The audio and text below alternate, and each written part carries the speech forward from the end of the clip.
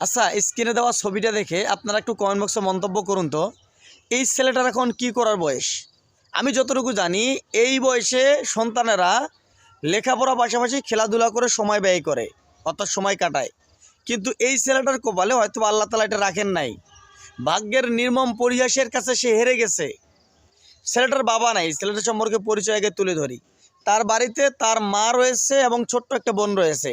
বাবা না থাকলে বড় ভাইদের দায়িত্ব হলো বাবার জায়গায় দাঁড়িয়ে সংসারে হাল ধরা। এই ছেলেটাও তাই করতে গিয়েছিল। তাই করতে যাইয়া ছোট মানুষ বড় কোনো ব্যবসা বাণিজ্য করতে পারবে না।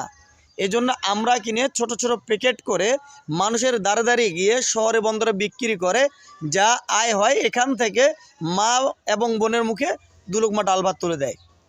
দিনের বেলা রৌদ্রে পুড়ে বৃষ্টিতে ভিজে, রাতের বেলা ক্ষুধার্ত শরীর নিয়ে থরথর করে কাঁপে আর মানুষের কাছে গিয়ে আমরা বিক্রি করে। কিন্তু ঘটনায় জানতে পারলাম এই দিনে ছেলেটা একটি আমরার প্যাকেটও বিক্রি করতে পারে নাই।